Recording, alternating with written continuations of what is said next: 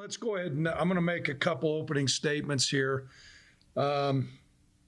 Normally, guys, I'm not in position to do this. We've been out, I go out recruiting and we'll handle recruiting on Wednesday. So today's call is just a overview and an opportunity for you to ask me some questions and for me to give some responses on where we're at as a season, as a program.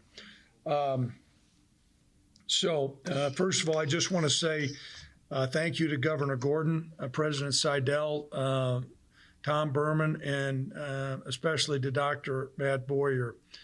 In the midst of this pandemic, they hooked up with the Mountain West and Commissioner Thompson. We were given a narrow path to play, and it was going to be a daunting task, but they gave us a playbook and the resources to field a football team and to engage in 8 scheduled games. It's no small task. I told our players before each game that we were going to be facing 2 opponents each week. One would be our opponents who was going to be on the schedule, and we were going to face COVID.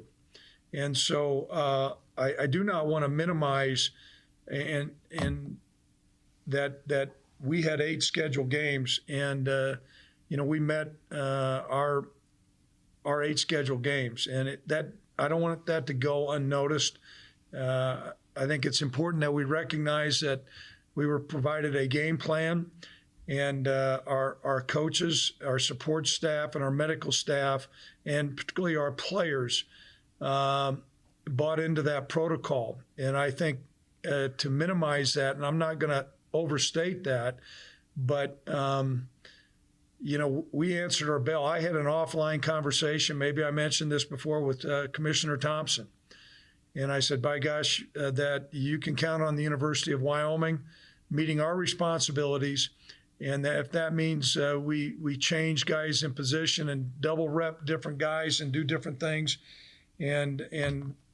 but you can count on the University of Wyoming to be able to meet their responsibilities and to give both teams an opportunity to play. And I can't get into the specifics, but that was not always the case around our league, and it didn't happen to us twice. And so it did happen to us twice. And so there were strict protocols, and our players bought in, our staff bought in. I want to thank our administration for providing us that opportunity. Now, with that, we took a very conservative approach, which was in line with our university. We changed some of our procedures, how we practice, what we did. Did that have an impact on the season? That's debatable, but we chose to have a conservative approach for the safety of our players and to field a football team. So I'd like to first start out and say that let's not minimize the fact that our Cowboys were in position to play every week. And that's not an easy task as you look around the country. And I would appreciate, while we're going to talk about football, I would appreciate you guys being mindful of that. Did that conservative approach have an impact on our win-loss record? I think for us to say that we'd be shortchanging what kind of opportunities we had. A broad-based statement I want to make here. Do I think we underachieved as a football program this year? Yes. Yes, the answer is yes. And I want to say this, I'm responsible for that. And so there's lots of different elements that go into that. We're going to peel off the veneer off a table or peel off the layers of an onion and get better. But there are some things that we did well. And so I first of all want to say, we gained experience this year. By hook or crook, we had game experiences, and so we were able to do that. I think in some parts of our football program, particularly the front 7, I knew coming into the year, the guys that we were playing with were not the guys that we had thought we would be playing with. And so those guys gained a significant experience. I think some of our guys that we thought were going to be playing gained experience also. And so, that's a positive thing. And I think that there were some areas where we exceeded my expectations. I thought particularly our front defensive seven exceeded my expectations going in with where we're at. A couple of them guys, heck, I didn't even hardly, they're not a lot of experience up there, and they went out and they competed, and we gained some valuable experience. I think we came up with a couple new wide receivers, which is positive. And I can tell you this, we have a place kicker who, when we first came into, we lost Cooper when we first came in, first day of camp. There was some guy named John. He's out there and he had a red shoe, and that's about all I know. And next thing you know, 21 days later, we're getting ready. Hell, I'm excited if he can kick an extra point in our first game. And, he did great this year. And so that's positive. Levi Williams gained a ton of experience as a quarterback. He's going to grow from that. An unbelievable number of game repetitions. We're going to need to leverage our offensive line and our running game, and along with that, the tight ends and fullbacks. And I think if you look at the balance of our games, when we were able to establish the running game and those guys performed, we had some really good performances and we won in a dominant fashion. And when we didn't win. And there's several reasons why but we got to get that fixed. We're gonna be a physical offense here, and everybody talks about that. Well, you've got to be certainly more effective. And there were times that we were, but there were certainly more number of times that we weren't. And between, the different components of the running game, whether it's a running back, the offensive line, the tight ends, fullbacks, or even some downfield blocking, we were not successful there. And we've got to get better. Some of the things that I think we certainly have to improve on is our passing game. There were some times we had some signs of life, particularly in some play action things and getting the ball downfield. But we were off the mark way, way, way too much. You guys read statistics, and I think sometimes statistics can be misleading, but they are a window of where you're at with certain elements of your game. And so our passing game was significantly off. I would say our red zone offense to say was horrendous. That might be a generous statement. We were, and that sounds critical on my part, I know, but for us to play the style of football, we have got to be able to punch in touchdowns. And, it was great. It was highlighted. John Hoyland, I think, going into this game, Tim, going into the game was tied for first in the country in field goal made per game. And, Tim, you're holding up number one now, which means he is number one. Yeah, the old red shoe out there. By the way, I just want to be real clear. I coached the kicker, so you want to throw all these other negative things about Coach Bohl's doing a hell of a job. You know what? I tell him, don't make it too complicated, and he's listened to my coaching.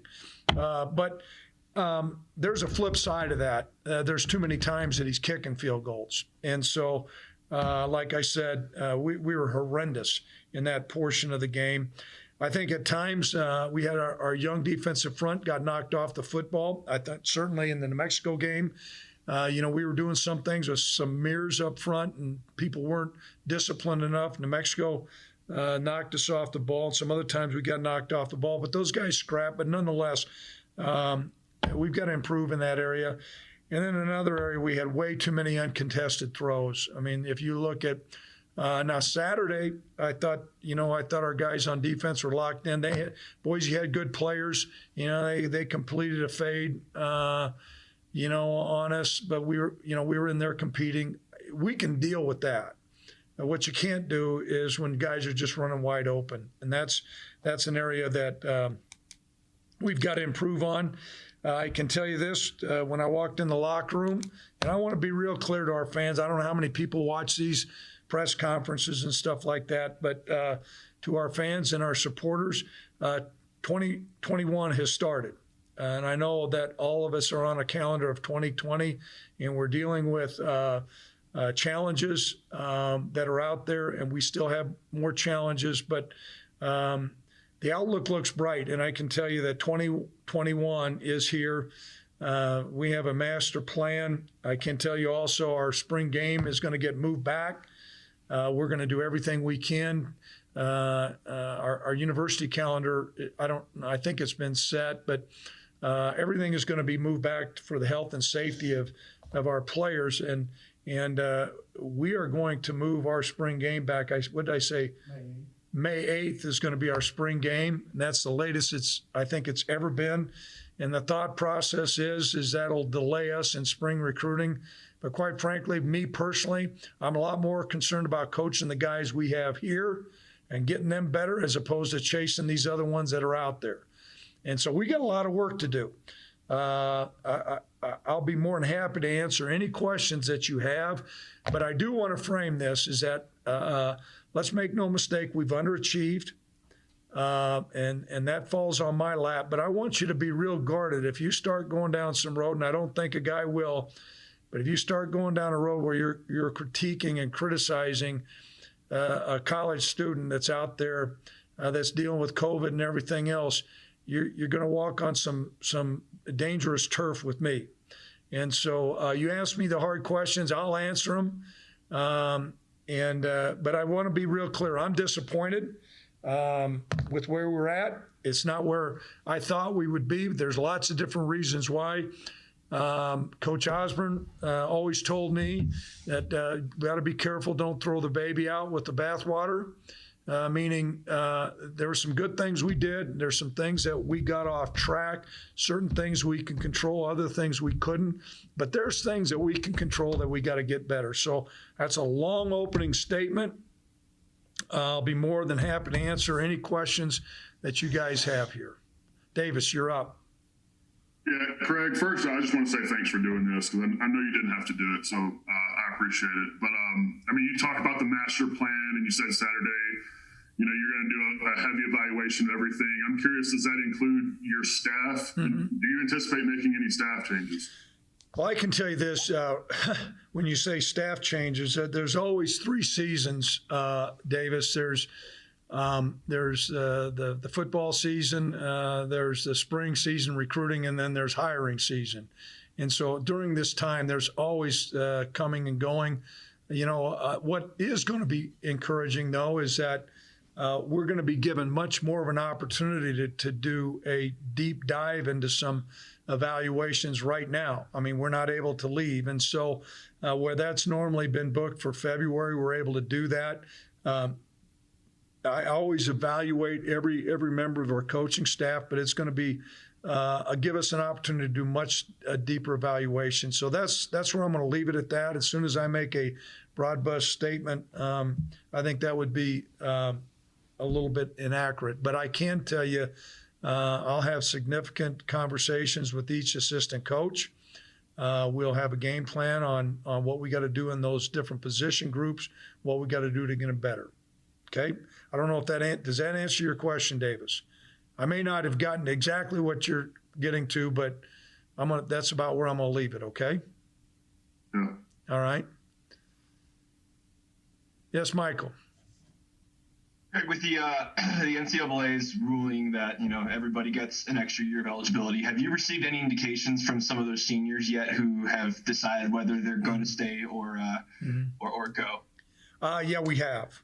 And not everybody, but we have, I can tell you, a good number of guys. And those are challenging decisions because these guys have a passion for playing college football, but also, they have a life that they're going to move on to, too. They have a career to get started in. But a good portion of these guys have a desire to come back for another year. And so that's going to be important. But when they come back, then you know what? It's not going to be business as usual. It's dangerous to say, I don't want to say dangerous, but the accountability bar is going up and the price of poker is going up. And so all the guys that are coming back, we're going to expect more. Yeah, Cody. You said last week, too, that the transfer portal's been pretty good to you guys, the senior transfer type of situations. Do you plan on going there maybe for some quote-unquote quick fixes? I know that's probably not the right word or something you'd want to use, but something like that. Typically when you do that, there's a reason why you go outside your normal recruiting matrix. I think in the past we have vetted the guys who have come in with transfers, And the first very thing that we look at is where their character's at. We try to do a deep dive on their assessment to see if they're going to really be a team player that would fit into the word culture that we sometimes overuse. And there's more art than science there to do that. But, we're going to look at everything within our program, the options that are out there. Like I said, 2021 has started, and that's part of it. I think we would be making a tragic error, though, if we just got frustrated and said, okay, we're going to get in the transfer portal, and all of a sudden we're going to have a free agency, and a lot of these guys didn't perform like we wanted to. Like I said, I need to take responsibility for that, and I will. But if their character's right, we're not going to run guys out of here and then just transfer somebody else in new. We've always looked, Cody, and I think the guys that have come in have added value, but it's been a minimal part of our plan. And that'll, I think, stay consistent. Davis. Craig, 3 straight seasons now, you guys have completed less than half of your passes. Mm-hmm. I'm curious just what specifically needs to happen in order to address that and to actually improve on those numbers for your offense. Well, and that comes into, we leaned heavily on the run, and we're going to need to. Some of it comes into, I really think our off-season work with our quarterbacks and throwing mechanics, that's got to improve. It's disappointing that Sean's not going to be available for a while to do that again. I mean, he's still in a cast right now. It's hard for him to work on his mechanics and throw to these other guys. Levi certainly needs to do that. I think we need to get in that IPF like we've never been before, and take advantage of that and get our receivers in there. That's part of it. I think schematically, we need to take a look at saying, okay, how many things can we really do? Are we doing so many different things? Is our playbook a play action pass, a sprint out, bootlegs? Then we got a pro style drop back. It's always been my perspective. If you're not doing very well, the first thing I think you got to look at is saying what things can you do well, and do a deeper dive into that. And that's going to be, some honest conversations that I'm going to have with our coaching staff, because this year, like I said, when we run the ball, we're going to win, and we can't run the football. There's going to be times that you can't, whether somebody's deployed too many guys up front to block them all or whatever. You have to be able to throw the ball. So that's part of our off-season work. But we've sugar-coated some things on different things. I said, well, it's our protection. Well, we got receivers. It ain't good enough, period. And those numbers that you say there speak, and we've got to correct that. And, there's some plans that we will do, but it's going to be a significant undertaking to say, okay, does that mean we simplify? Does that mean we look at the quarterbacks that we have, the receivers that we have, and then we change the schematics, look what kind of protection we can do to improve? But we have to. There's no doubt we've got to improve. We're not going to be Air Force and put 3 backs in the backfield and just run, option football. That's not us. We're going to run power football, but part of power football is to be able to throw some and effectively. And right now we're not doing either. Okay, Tracy. Is it fair to say, from having watched the teams in North Dakota State and here, that your offense is more of a ball control offense than a wide open offense, that you want to grind the other team's defense tired out by the second half? That's where we want to be.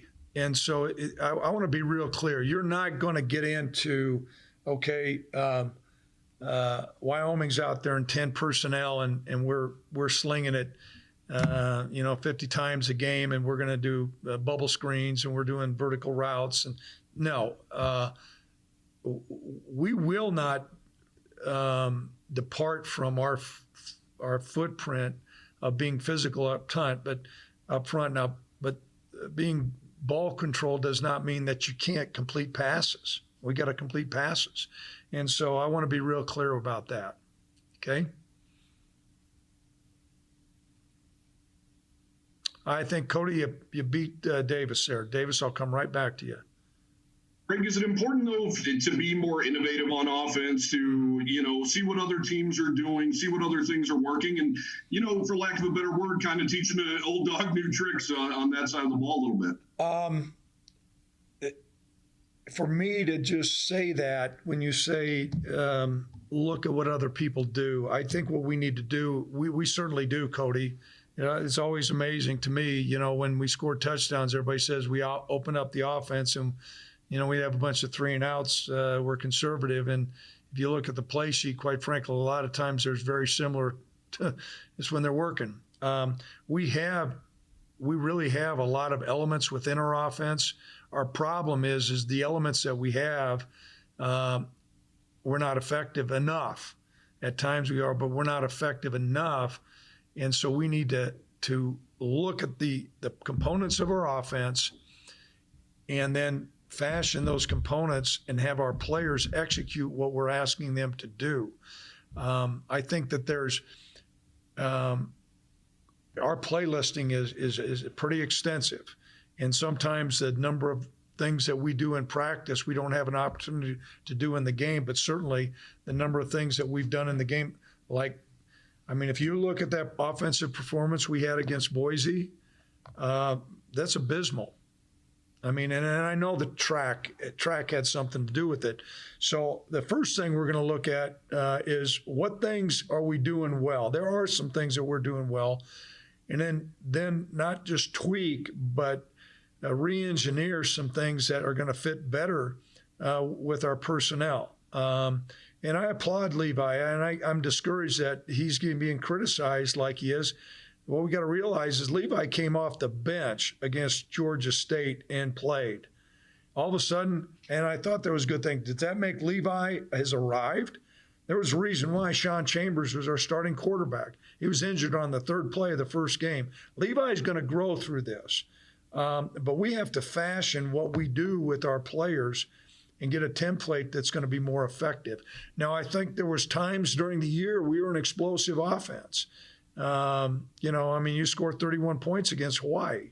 We're doing some things well. We just got to be, I think, more surgical about what we're asking our guys to do. Davis, you're up. Greg, I know Sean obviously running is a big part of his game and your offense, but I'm curious though, if with the amount of injuries he's had, does that make you reconsider how often you use him in the running game and make it even more important to develop him as a passer where you don't have to use him as much in the running game? First of all, without question, he's got to improve more as a passer. If you look at his numbers and his completion percentage, they're not exactly where they need to be, where it was. And so that's going to be a significant point of emphasis. However, if you, in college football, if you take away a quarterback's ability to run, I think you really limit your playbook. And, if you look at the Missouri game of what he was able to do there, we will not depart from some of those runs.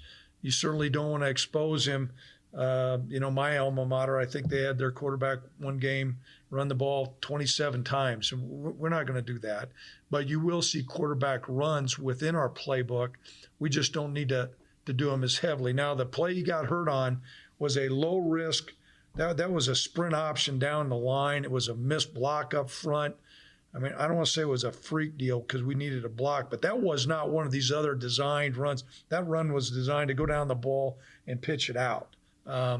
So he's going to run some. Levi will run some, but we have got to improve our accuracy and catching ability to be able to throw it. And so we're not in that position to where to move the ball, we've got to be able to run the quarterback. Michael. Yeah, just, Sean gets injured, like you said, 3rd play of the season, and Levi is thrust into action. How much did that injury sort of shrink the playbook for the entire season? Well, significantly, simply because now you're looking at, a lot, because you lost your team captain, number one. And then you've got one quarterback that has some playing experience, and the other guys are over quarantine for 21 days. I mean, so now you're looking at some guys that, hell, they don't even know how to take a snap. So you go into a game, and now you're looking at, say, well, what kind of things can you do? And so this year, there are so many things that are going to grind us out and make us better. And some of those opportunities that Levi had, we're forced to do is going to make him better. And so, yeah, it altered the playbook, but we cannot, and I will not do this, Michael. I will not say, well, you know what, we took a step back for this year. Well, COVID, peace, we're out. Give us a pass. It's COVID. COVID had an impact, and I want to be real clear. COVID had an impact, and it affected different programs in different ways. But for us to minimize our productivity in all three phases of the game, we have got to get better. And like I said, I'm taking responsibility for that. Cody? So you said 2021 starts today. It started, the bar is raised. Do you expect a lot of attrition from your roster because of the bar being raised? There's going to be some guys that, quite frankly, don't like the expectation. And I can tell you this, too. Each guy that's on this call has, you know, to say that you guys are experts in sports, I don't know if I'd say you're experts, but you're pretty damn experienced. And it has been my experience, and I think you guys might agree with this, is that when a player or a team has expectations and they don't meet that expectations, you go one of two ways. The guys that think everything is just rosy and the bar gets raised, they spit the bit out and they quit. Okay? The guys who recognize, by God, I'm going to look myself in the mirror, look my teammates in the mirror, look our coaches in the eye and go, that's got to improve.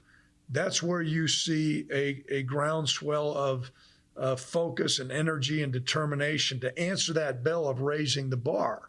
And I'm not saying I'm the most smartest guy out there, but I'm one of the most experienced guys, and that's been my experience in the past. And so 2021 is here, and the bar is getting raised. And I want to just say this, if we have fans out there, everything else, you know what? That season's coming. And I know you weren't able to be here, but you watch us on TV. But there's going to be a determined attitude and focus and getting back to doing things that we need to do and do them better, and then being more creative on the things we're asking our guys to do. Davis. As far as the players that opted out, I guess, first of all, do you know if those guys are all going to be back, and at what point do they rejoin the team, I guess? You know what? I have not had any conversations with any of them. When they opted out of their athletic activities. They were still students, but I haven't had one conversation with any of them. When will you have those conversations? You know, I don't know. We're still under protocol right now, so they're still opted out. So you know what?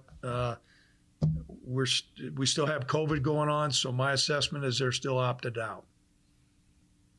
Cody? Coach, you seem more motivated than ever.